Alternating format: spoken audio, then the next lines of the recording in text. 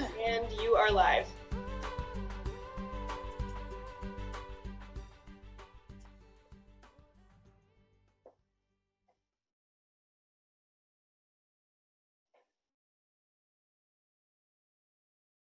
Hello.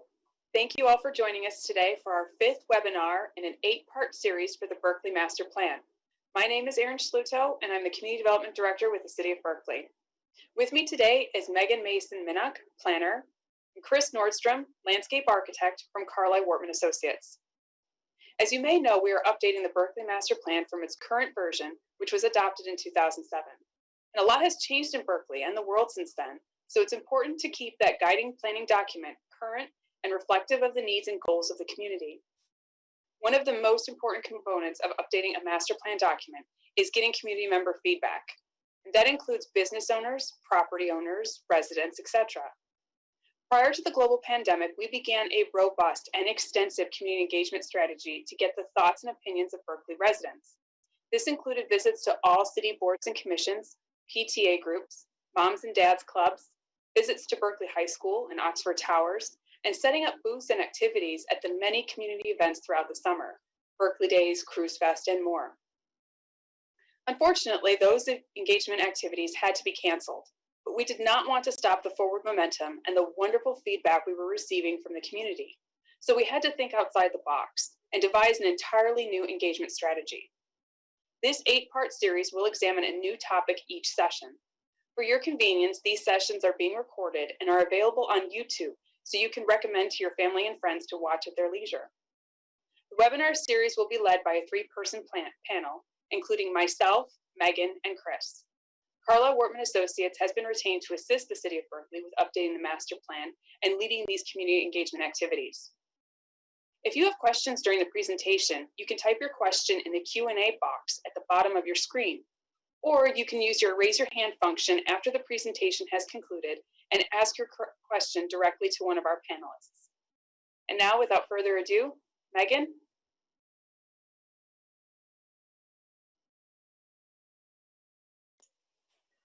Thank you, Erin, for that great introduction.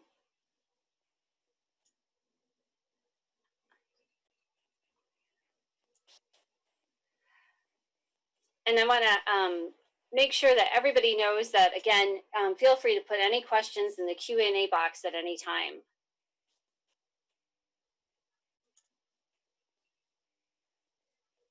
So we assume, and also we're going to save time at the end for a discussion. We're going to assume that most of you know what stormwater is, i.e. the water from rain or snow, and utilities are, i.e. the pipes underground. But green infrastructure may be a new term for most of you. So we want to take a moment to define it. Green infrastructure is improvements to stormwater management using ecological features to achieve more natural hydraulical functions. Or in plain English, mimicking nature in handling water from rain and storms. During the master plan process, we're using what's called what we call the 3 whats method, where we analyze with you, the community, what is important to our community, and then asking, so what, or why are these issues important? And then finally, now what, or what do we need to do? In today's presentation, we're applying all 3 of those questions to stormwater, utilities, and green infrastructure. So why is this important? We chose to have a session on this topic because of what we heard. Number one, we've heard a lot about flooding. Since the early 2010s, there's been certain high-intensity rain events or big storms that resulted in basement flooding and also streets. And we've heard not only officials, but staff and citizens who are concerned about that. There also were concerns about what's causing the flooding, and especially, are those the new homes that are going in, or are those other things, and how can we control that? And then with interviews with staff and consultants, it brought to light certain pertinent information about your existing infrastructure that we really felt needed to be shared in order for everyone to fully understand the situation. So what is on the ground? What's going on right now? And long story short, stormwater management is a challenge in Berkeley. First of all, most of the soils in Berkeley have poor drainage. In a couple of the focus groups we've had, people have talked about how it's hard to have a garden or flourishing landscapes because of the clay soils. Also, the city doesn't have a natural storm water outlet, i.e. a lake, an above ground creek, or a storm or river. These were either filled in or enclosed in underground pipes decades ago. Finally, Berkley's system is part of an aging regional system known as the 12 Towns Combined Relief Sewers. A map on the left of the slide shows that Berkley is one of many municipalities in that system. The city sewers are tributaries also to the Southeast Oakland County Sewage Disposal District, which includes several drains that are under the jurisdiction of the Oakland County Water Resources Commissioner. These drains then go to the DeQuinder Interceptor under the jurisdiction of the Great Lakes Water Authority, and eventually those drain to the Detroit Wastewater Treatment Plant. So as you can see, it's not just Berkley who's in this, it's a whole lot of other municipalities and entities who would make any decisions about the pipes that are in Berkley itself. Also, all the sewers in the 12-town system are combined sewers, which means, as you can see in the graphic at the bottom of this slide, that the water from your toilet, sink, and shower drains go into the same pipes as rainwater or stormwater. These combined systems are problematic during big storm events because of the volume of stormwater goes above the capacity of the pipes and to move that water, and then it backs up into basements or streets. However, Berkley can't change its pipes without affecting others in the system, since all the sewers and drains in the city and the county drain by gravity. So, i.e., there's not a pump that can move things faster. The county system then drains, and so here are a few other facts about the Berkley system. There's about 60 miles of sewer under Berkley jurisdiction. The city has 77 sewer connections to the county drain system, and the oldest sewers are approaching 80 years old. Depending on pipe material, those sewer lines can last between 60 and 120 years. So what can the city do, and in addition to working with that regional system in order to improve what's going on underground? The city can take action above ground to minimize the stormwater using what's called green infrastructure. But in order to effectively do that, the city must plan, prioritize, and implement, and that can be done in the master plan in part. If you want more information about the sewer system itself and some options, the combined sewer system capacity study presentation on the city's website is a great resource, and we recommend it. The link is here on this slide. So what are some options? And we'll dive into each of these with a little bit more detail, but think of this as kind of a mix and match menu. Number one, we could go small and look for volunteers or establish programs to install rain barrels, rain gardens, plants, trees, shrubbery, and ground cover vegetation. And that would happen on individual properties and mostly done by individuals or property owners. You could go a little more systematic and take what would be a medium course of action to incorporate green infrastructure into requirements, into the stormwater ordinance, zoning ordinance, or current standards for development. Also, the city could go big and look to build green infrastructure into streets and parks. Let's talk small for a bit, or actions that can be taken at the individual level. All of the images on this slide show trees and landscaping, the building on Woodward and the front yard of the single-family home, a rain barrel that's on the lower left corner, or rain gardens. And working clockwise, you see one in a downtown area, one being installed in a school in the lower right-hand corner, and then one in a residential yard. And all of these things are possible either through programs or subsidies or incentives. So if you wanted to go this route, we would want input on a few points. Number one, should these be programs? And should they be incentives? How would you offer these? For instance, some communities give away or offer rain barrels at a discounted price. Others offer classes and mentors to help individuals put rain gardens on their property. Sometimes, as it was shown in the previous slide, they also marshal a volunteer crew to install a rain garden at a local school or a church. And no matter what the type of program or incentive is, partners can help to lighten that load and also bring expertise. So we wanted to highlight today that Berkley is a Clinton River Watershed Council water town. And through the Clinton River Watershed Council and that program can access resources that would be beneficial. Also, while every little bit helps, there are some things that should be required And so wanted to pose that question and challenge you not just to look at the small stuff. If the city does decide the best thing would be to require green infrastructure, you could take a quote unquote medium approach where you review and explore revisions both for commercial and residential properties, including catch basin restrictions and on-site detention, lot coverage restrictions, etc., to the stormwater ordinance, zoning ordinance, and other standards for development. These affect new developments primarily. Sometimes they can apply to additions or improvements to properties, but they would not require a retrofit for every single property. The photos on this slide show a bioswale in a parking lot, which could be required for any new development or improvement to a parking lot. Also, landscaping requirements in the zoning ordinance could require rain gardens on street frontages, like the one shown here, with a new building or redevelopment, or limit landscaping options to native species. These changes can create change on the ground on a parcel by parcel basis, but that's at the speed of development or redevelopment. So the change would take place over several years and definitely not overnight. So when looking at these medium options, the city should examine what regulations need to change. And then ask the question, is there community support? And sometimes, yes, there's overwhelming support, and sometimes no. And often with something like green infrastructure that's not widely known, an education piece is crucial to be part of that regulation change. And part of that education can happen as part of the master plan process like today, but also be in the master plan itself.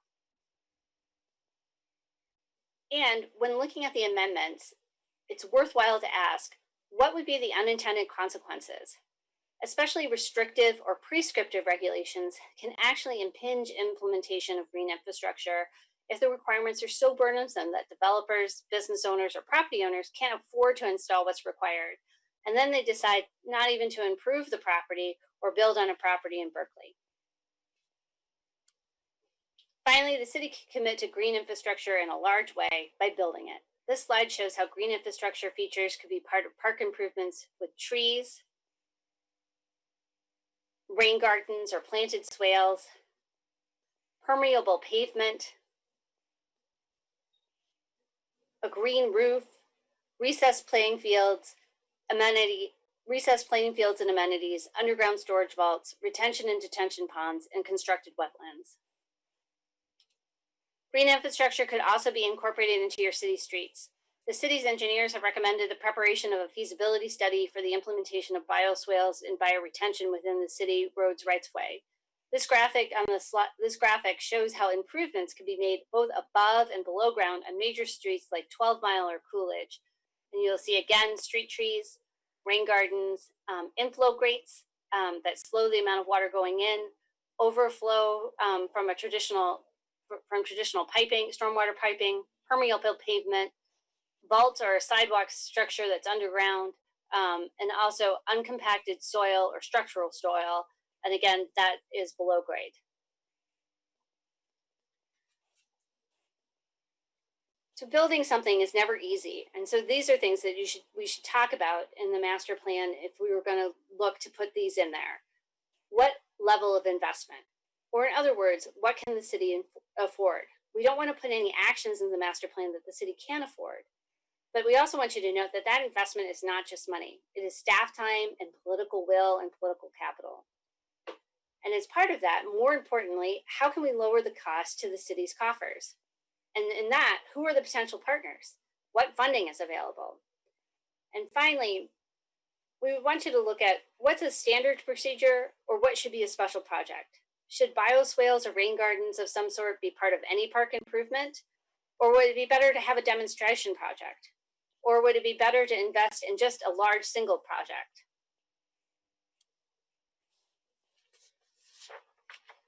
The upcoming schedule includes a series of webinars running through June 30th. In addition, we're having weekly online drop-ins where people can ask any questions they want or have further discussion. Our next one is tomorrow, Friday, June 12th at 4 p.m.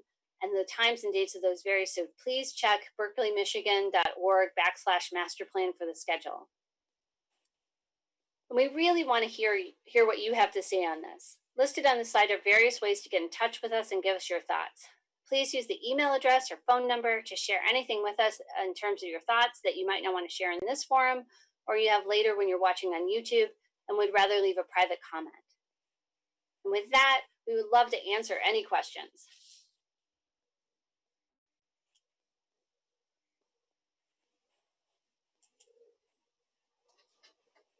All right.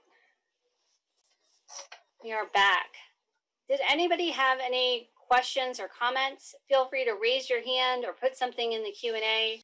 I see some familiar names, and I know that at least one person out there has some opinions on that. They were shared in a focus group with me yesterday. All right, Chris C., I'm going to allow you to talk. Hi. Hello. How's it going? Hi. Great. Hi there, everyone. So I was wondering what out of like the bioswales in parks versus the like implementing some green infrastructure along the major thoroughfares, what seems to garner the best return on investment as it pertains to mediating or remediating the water going into our drainage systems? I'll be happy to take that if you want, Megan. Honestly, I think the best return on investment is simply planting trees. When stormwater comes down and hits a deciduous tree, it's intercepted by thousands of leaves, which slow down and in some cases actually halt the water. And that allows water to slowly work down to the ground, and at which point it can infiltrate in, or in some cases it'll actually evaporate before it even hits the ground. It's kind of like the term that we've all learned to love, flattening the curve. The idea is not so much that you're going to capture every drop of rainwater that falls on the city and hold it in place, but instead that you're going to intercept it, slow it down, and that allows your existing infrastructure to be able to handle that stormwater influx without having sewer backups into homes or flooding events throughout the city. So putting in a tree in a park or on a greenway along a street, it's going to vary on cost, but typically you can expect, I usually quote people about $500 per tree. That includes installation. There isn't a lot of cost beyond that, other than ongoing irrigation when you first start out, putting in your stakes, making sure that it's maintained and pruned throughout the years. But really, once you put that tree in, it's good to go for 20, 30, 40 years. Mm-hmm. And so in that respect, I think that's probably the most cost-effective solution without getting into really big engineered projects. Okay.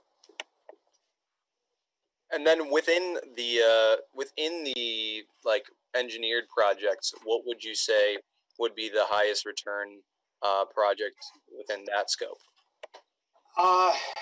That's a little tougher to narrow down. Okay. Certainly, putting in something like a constructed wetland offers a lot of value because it's something that can serve multiple uses. We've got one in Ann Arbor. I think it's Mary Beth Doyle Park as an example. That I think it's a 10 or 15 acre lot. They fill the entire thing in with constructed wetlands, but then put in trails, and it's become a real destination point for birders, for people who just want to get out and walk in nature. It's in the middle of a neighborhood and handles all of the stormwater inflow from, I don't even know how many blocks in any one direction. It doesn't have the same cost and maintenance that you might expect with an underground vault, for example. And using Ann Arbor one more time, we're similar to Berkley in that with the downtown area, you've got limited space to develop. So, the idea of putting in a constructed wetland somewhere may sound all well and good, but if you don't have the room for it, it's not going to help. In that instance, what they've done here, over at Michigan Stadium, for example, anybody that's gone to a Michigan football game and is parked at Pioneer High School may or may not realize that they're actually parking on top of a huge underground vault system. These are giant I guess, plastic squares, for a lack of a better term, that the water comes into the traditional stormwater gutters, is directed into that vault system, and then slowly infiltrates into the ground from there. It's, again, serving that dual purpose. And I think that's when you start to look at the value of a project. Is it something that's more than just, let's use a green roof as an example. I love green roofs. I think they're spectacular, but they're expensive. Yeah. And the only value it serves for the average person is to slow the stormwater down. Now, the homeowner or the business owner that has a green roof is going to see a lot of benefits from it, including lower heating and cooling costs, a reduction in stormwater flow. There's certainly natural benefits too. A lot of insects, birds, and other animals will use that as habitat. But on a dollar for dollar basis, comparing that to a wetland system where people can go enjoy it, see it firsthand, I think you're going to see that kind of constructed wetland is a better alternative. Absolutely. And I guess the last question, real quick, would be: do you feel that within Berkeley's park systems that we have, do we have the opportunity for wetlands like that? And is that a viable option here? And that's the rub. Most of Berkeley's parks are fairly small, and even I'm looking at a graphic of Merchant Oxford Park right now, with the planned improvements that are going to be taking place there starting this fall and through next year. There are certainly locations where you could put in large-scale rain gardens, but probably not something on the scale of a constructed wetland like I was just describing. Okay. It becomes a question of, so if you can't do this large detention basin, are there alternatives to that? And one of them would be the idea of putting in bioswales or rain gardens in the green strip between the road and the sidewalk. If you ran that along several major corridors, you're going to see a significant reduction in stormwater overflow. It can retain a tremendous amount of area. So to me, if I were to prescribe something, I would certainly recommend putting in rain gardens, planting as many trees as humanly possible, and using trees that can withstand inundation. And that combination will really go a long way in making your existing infrastructure capable of handling even the large-scale storm events that they're predicting for us in the coming years. Thanks, Chris. Yeah, thanks, Chris. I just wanted to share that someone from the city did put in the Q&A that trees are usually budgeted at $325 each. So that's a little lower than what you shared, Chris, but I'm sure everybody has different folks who are who supply them, and that public trees are free this year, and really they wanted to help us to get more planted, and that's from Dennis Hennon. So thanks. Also, we've got Brandon Alger who would like to ask questions. So Brandon, I'm going to unmute your mic. Hi, can you guys hear me? Yes, we can hear you. Hello. Oh, great. I really appreciated Chris's comments about trees and the importance of them, and how useful they are as a piece of green infrastructure, especially the broad-leafed trees, which will help keep stormwater back during the major flooding seasons. So I liked this presentation. I think going aggressive on green infrastructure is very important. It's from a master plan perspective, probably one of the most important things that we can do. I know that recently we had a recent millage that is going into effect for road upgrades, and right now we're only doing sort of small scale patchwork or areas that need a lot of attention, but in the future there will be corridors that become upgraded. Has there been consideration into incorporating green infrastructure into into that for residential areas, and then possibly underground detention, maybe a less green way, but stormwater detention for commercial corridors. Would that be part of a more aggressive plan that has been considered? Again, I'll let you take that one. All right. Well, Aaron, do you have anything to share from the city's perspective in terms of that? Well, certainly when we do commercial development, we're really focused on making sure that all the water detention is concentrated onto that site. In terms of the expansion into the residential, I don't know if that's been talked about, but that's certainly something that we can look into. Yeah, and Brandon, to answer your questions about residential versus commercial, some things that have been done in other communities and were suggested by your engineers is to, look at other communities have upgraded what those stormwater regulations are and what their design standards are for what needs to be built. And so it would include green infrastructure right in those either guidelines or requirements. And so that's the thing that would help on residential streets. And so then when those things were built, when they were budgeted, when they were spec'd, when they were built, then that's part of it. But if it's not part of the regulation or those guidelines, it doesn't happen. Also, what other communities have done when they have something like a downtown development authority, that DDA will take ownership of putting in or being in partnership with the city to put in that green infrastructure that's, as you've called it, more aggressive along the sidewalks.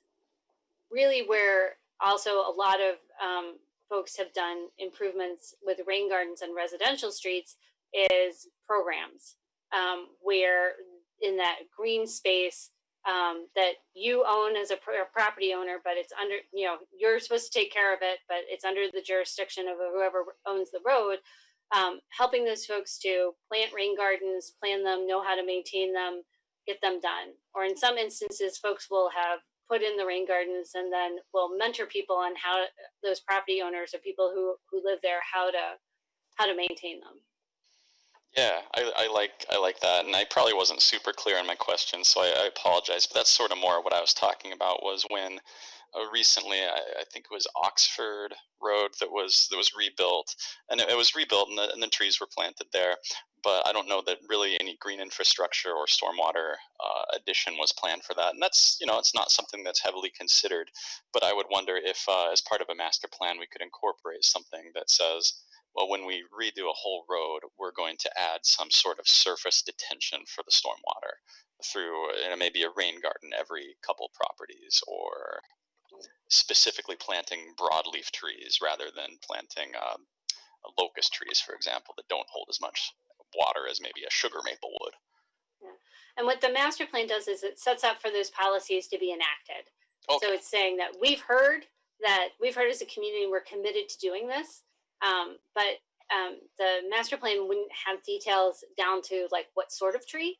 It would say that we're looking to establish programs or change regulations in order to implement green infrastructure, and it might provide one or two examples.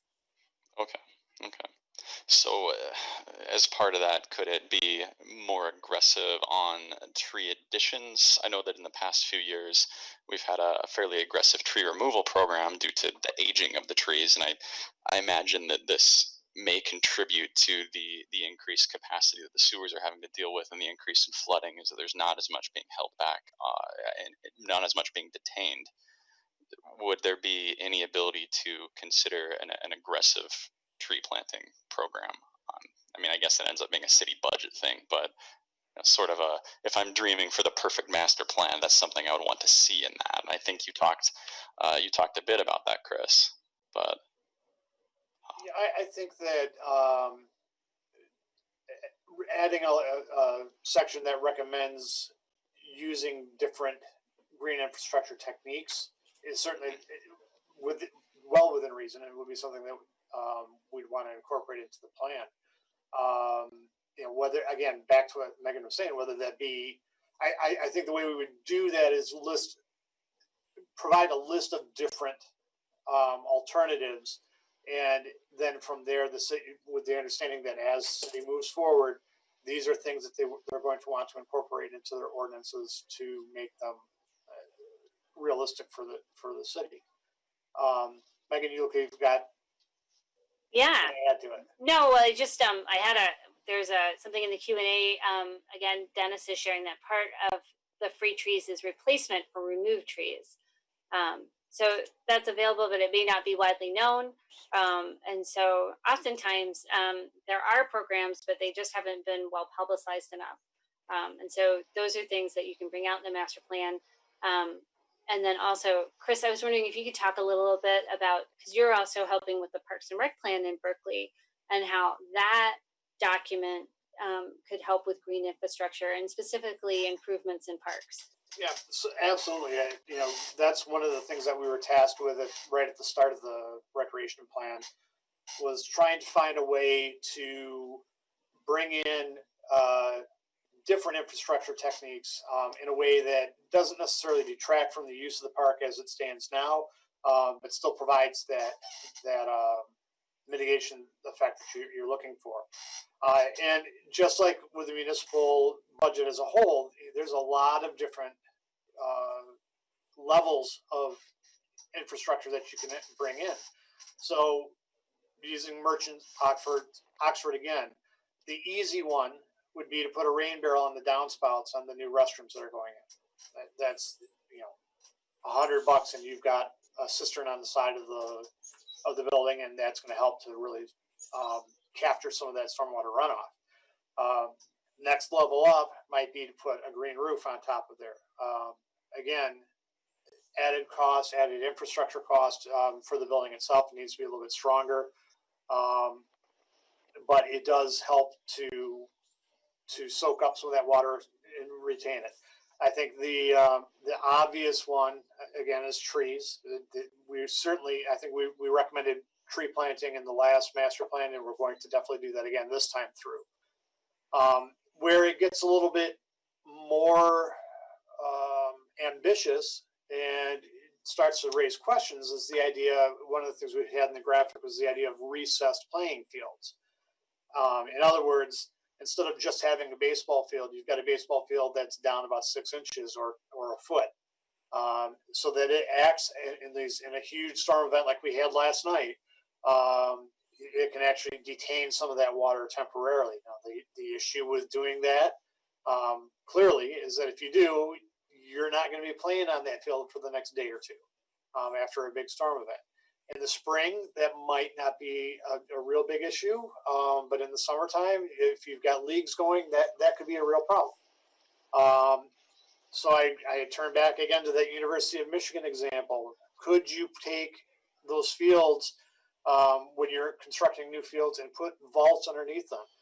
The expense is significantly higher, obviously, but that then serves as your constructed wetland, for lack of a better term. I mean, you're able to take stormwater from around the neighborhood, have the overflow go into these vaults. It infiltrates into the ground, and you're again getting that double usage in place. So there's a lot of different options.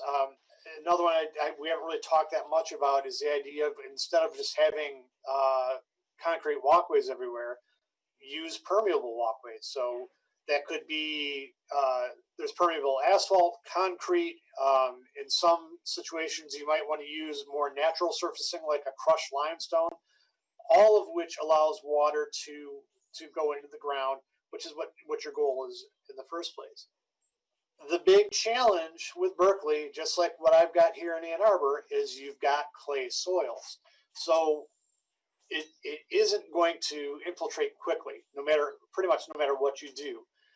The beauty of a rain garden situation is that the native plants that you're putting into a rain garden have very, very deep roots. Some of them go down like 12 feet deep, and that can help to break up that clay soil, which then allows the water to infiltrate a little bit faster, and the soil gets healthier. And in the long run, again, it's just a way to speed up that infiltration and speed up the ability to uptake water, so it isn't going into your your sewer. That was kind of a rambling explanation. I don't know. Hopefully that answers your question. Yeah, no, there's a lot of good information in there, and you know, the geology throughout Berkeley actually varies a bit. I know it's a small city, but it does vary a bit from location to location. The surface soil geology. So there are places where, yeah, absolutely, clay soils are going to be impermeable, and those roots do help it out. But in other places, the first couple feet of soil does have some amount of infiltration, maybe sort of a more silty soil, and that will have some amount of infiltration. But I don't want to get into that. Sorry. Yeah. I did have one last thought or question / comment, but and again, if this is not something that's appropriate for a master plan, go ahead and tell me. Thanks for your input or whatever.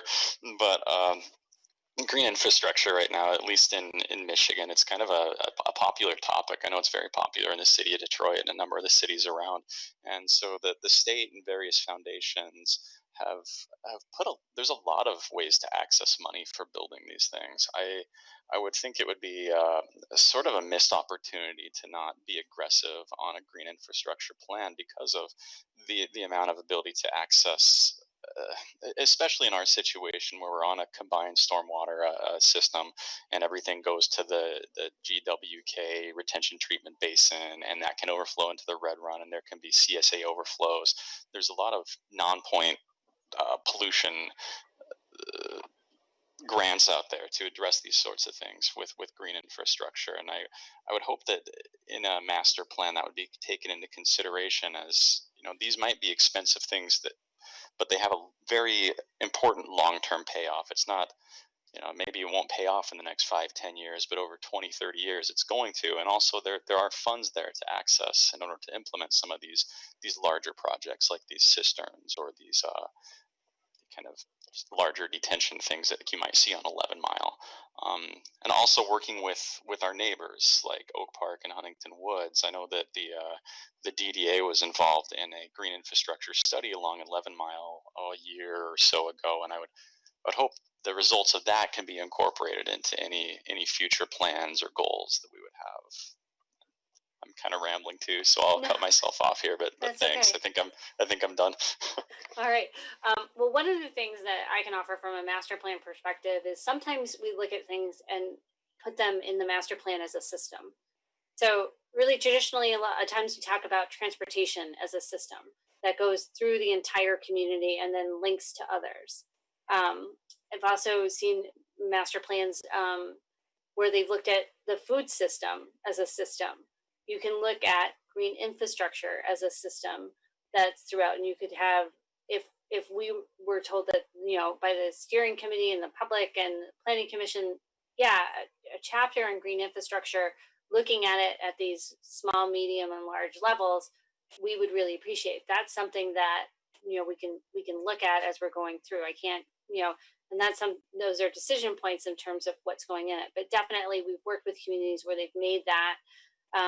They've looked at what their priorities are and said, well, maybe this is so important that needs to be its own chapter, or it needs to be a system that we make sure is in every single, you know, that it goes throughout the document itself, so that we're continuing to consider it. The other thing is that the master plan is a perfect place to say that you're interested in something in order to access grants, either from foundations or looking to establish partnerships.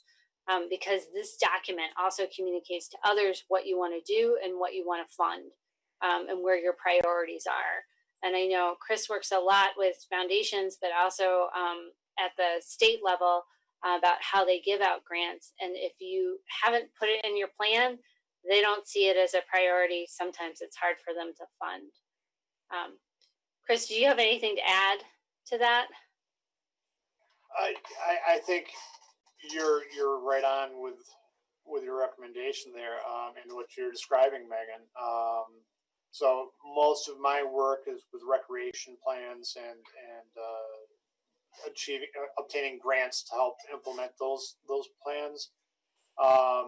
But there are things, you know, smaller grant programs out there like the DTE Energy Tree Fund, which allows you to put trees in almost for free. Certainly there are, and I can't go through and name them all now, but there are, as Megan said, a lot of different grant opportunities out there. And, this, to me, the master plan is that first step towards opening up a regional dialogue with your neighbors so that you can investigate what can we do in the region here to help address these issues that we're concerned about. So, yeah, I mean, I think all of your points, Brandon, have been great. I'm with you 100% that I think we should try to emphasize the importance of green infrastructure and basically addressing climate change and all of the issues that come with it. We have two things that are open in the chat. Number one, Ross Gavin said, thank you for the discussion and focus on green infrastructure. I'm certainly in more favor of the aggressive path in this area for many reasons, including I believe this is one of the first lines of defense during these violent storm events. Thanks. You're welcome, Ross. Thanks for coming. Chris C. shared, are permeable sidewalks something to be considered with the master plan with a trial zone and period? Chris, have you encountered permeable pavements being something as a temporary measure or a pilot? I think it's not a bad idea to give it a try. I mean, one of the challenges with permeable pavers or with permeable pavement is it does require ongoing maintenance.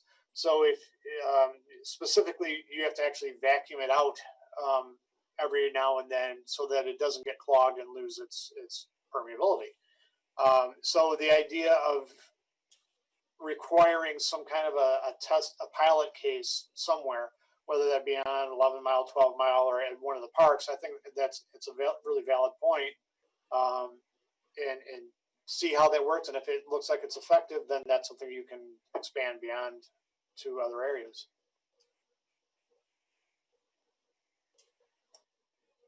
All right. Well, Chris, if I don't see any other questions or hands raised, oh, Marie, okay. Allowed to talk. Marie. Hi, good evening, everyone. Thank you for having us.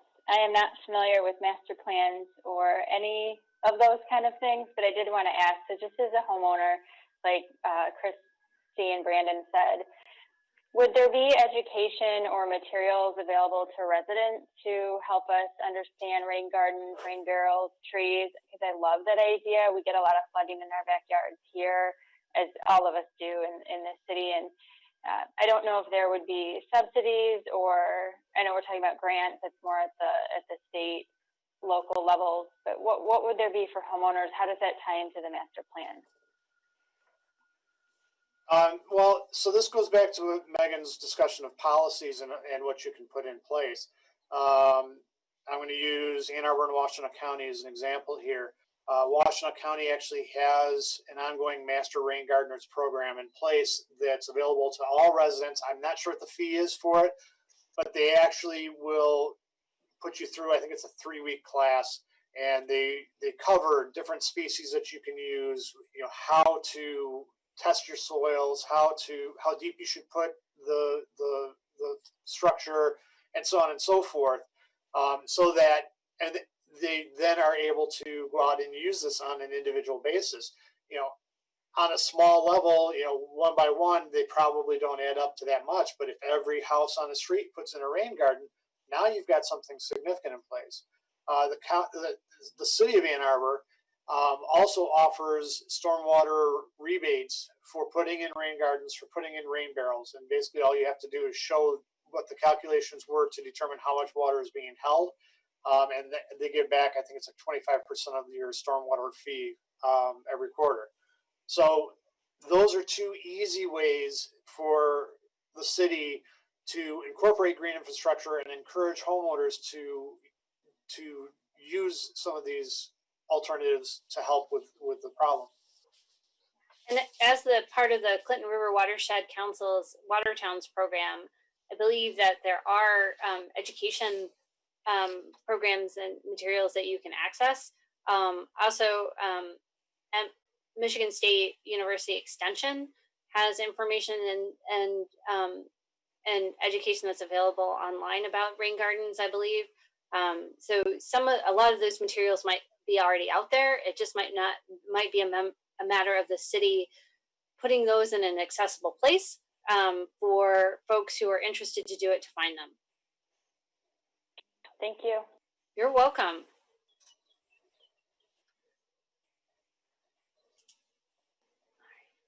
Chris, again, if there's no other questions, everybody feel free to raise your hand or put things in the chat and the Q&A.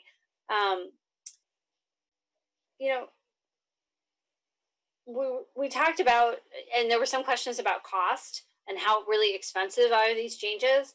And then what's the long-term cost to benefit ratio of looking at these types of improvements or programs? Right. So we talk about green. We've been talking about green infrastructure.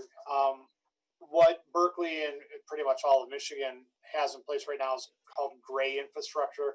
In other words, you've got pipes underground that engineers like to say, we take the water, we shoot it into a pipe and get it out of there as fast as we can. And that works pretty effectively. But the challenge is installing that gray infrastructure is extremely expensive. Berkeley and pretty much all of Southeast Michigan can expect to see a very unpleasant bill coming their way in the next 10 to 20 years as they have to go in, tear out the old pipe and put in new pipe. In some cases, these things are like just literally clay pipes that are crumbling, and that could be part of the reason why you're seeing flooding issues now as the pipes clog up, they collapse, and so on. So when you talk about cost-benefit ratio, what you typically find is that by installing an aggressive green infrastructure program in place, you're not getting rid of the gray infrastructure costs, but you're minimizing those costs. So that instead of having, I'm just going to make up these numbers, instead of having a 10-foot diameter pipe to hold the water that's coming through, you can get away with a 5-foot diameter pipe. And that's significantly less expensive than what you would expect to find, the other way around. And since we are already in this position where we have to try to calculate what's going to happen 20, 30, 40 years down the line, and if the predictions are true that the stormwater events are going to become more and more severe, then you really need to think about, well, what can we do to minimize the level of water going in? Because frankly, the current gray water system or gray stormwater system is really well designed and does a good job of holding pretty much everything that's thrown at it. But nobody could have anticipated when this was designed the severity and the flashiness of the storms that are coming in. And that again is going back to the idea of flattening the curve. That's where green infrastructure really comes into play, because you're able to reduce the overall impact, therefore reduce the level of cost that you need to put towards the traditional stormwater system, and therefore you're able to extend the life of the system that you already have in place. So cost benefit wise, what you basically find is that you either break even or possibly come out slightly ahead depending on the level of green infrastructure that you put in place. Thanks, Chris. Chris C had raised his hand again. So Chris, I've enabled you to talk. So all right. Can you share? Yeah. Thank you. So yeah, I was just I was following up on, we were talking about the permeable paving, and I was wondering if there's examples of the hex pave application where it's actually supplanted into the soil and then grass is growing through it. I wonder if that's been used in any localities and shown to be a useful or shown to have a good return on investment in the sense of not having to replace pavement from rooting that's causing breakage of concrete and water remediation. The Chicago Botanic Garden, it's probably been about 15 years now since they completely redid their parking area. And for those of you who haven't been there, it's a pretty significant parking lot. They put in exactly what you're talking about, where you've got grass growing in the cracks between the pavers, and then they've got an actual divot in the middle of it where more grass can go in. I can't honestly speak about whether that's proven to be cost effective, but from a goodwill standpoint for their patrons, it's been outstanding, just amazingly popular, and has really filled the mission of the gardens themselves. The big challenge with anything like that, where you've got basically grass intermingled with pavers, is accessibility issues. And I think what they did there is they left the handicap parking spaces. They weren't traditional pavers, but they didn't have the grass going in between, and that solved the problem. On a municipal level, doing something like that, you'd have to be careful about how you use it, because unfortunately, going across a paver like that in a wheelchair is at best uncomfortable, if not impassable. Okay. So I wish I had a better example that I could say, yeah, well, they did this and ended up saving them X amount on their infrastructure costs. Sure. I just don't have that though. Okay, because I was thinking about this because I look out and we see tons of concrete sidewalks that are totally annihilated in some areas and really up and down and not accessible in the first place, right?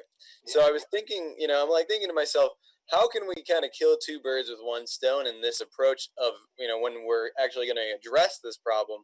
Can we install something, and is there something out there that works better in a scenario where there are trees nearby with roots that will likely be moving things, where it's an easy fix if that happens and it's not as expensive compared to what we have right now, where that also maintains the accessibility for children to ride their bicycles, or accessibility for those using wheelchairs. So and so part of the reason that trees are causing sidewalks to buckle is that the roots are out looking for water. And if you've got a permeable pavement around it, then it's not going to be spreading quite as much and trying to lift things up. Another area that I know of where they put in permeable paving in a downtown setting was Grand Rapids.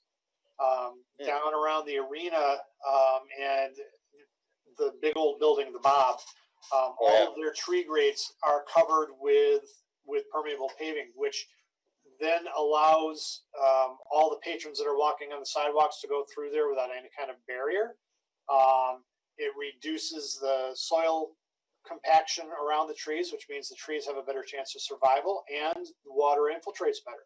So that's something that we could certainly take a look at and try to find see if there are any cost studies out there. But that would be something that's relatively local, where we could look and see what the real world consequences were of putting that in. Okay, thank Chris, you. On Chris Nordstrom on permeable pavers. A lot of times the pushback that I've gotten when that's been mentioned has been, well, we live in a place where there's winter and it's hard to plow them or shovel it, and that's makes difficulty for accessibility through all 4 seasons. And I think that's a legitimate concern. So going back to Chris C's example of having grass growing in it, that would be a bear to clean up in the wintertime. One of the big advantages of having permeable paving is that you don't have the snow. You're going to have snow build up, but in the spring it melts and goes through a little bit quicker. And again, unfortunately, I don't have a study to point to other than just seeing firsthand examples. It seems like it clears up much quicker than it would otherwise. With permeable asphalt and permeable concrete, you're shoveling the same way you would normally.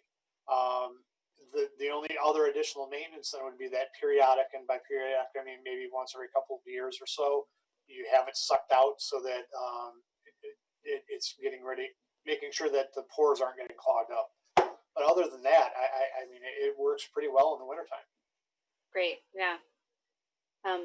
All right, well, we are at 6:55, and we do need to end promptly at 7. So I just wanted to double check to see if anybody had any more comments or questions to share, especially folks who are participating in the webinar who haven't taken the opportunity to speak, or to type something.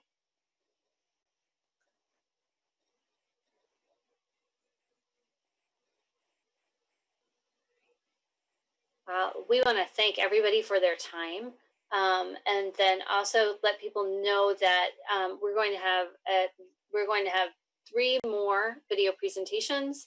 The next one is on Tuesday, June 16th at 11 o'clock in the morning, talking about corridors, 11-mile, 12-mile, Coolidge, and Greenfield. Housing is Wednesday, June 24th at 6 p.m.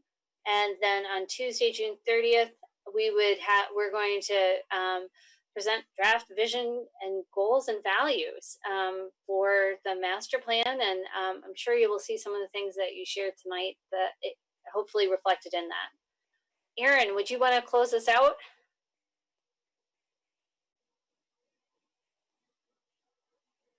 Yes, thank you, Megan. Thank you everyone for attending. Thank all of you on YouTube for watching us and for all of your wonderful questions and comments. We really appreciate the back and forth and the dialogue we're able to have. This has been a wonderful series that we're doing here, so we're glad to see that there's some interest. If there are any follow-up questions that you think of or ideas that you have that you'd like to share, we are having a master plan drop-in session. That will be tomorrow, June 12th at 4 p.m. And that's where you can come in and just ask any question that comes to your mind about the master plan or specific to this discussion on green infrastructure, stormwater utilities. We'd be happy to answer them for you. So thank you all for attending and have a wonderful evening.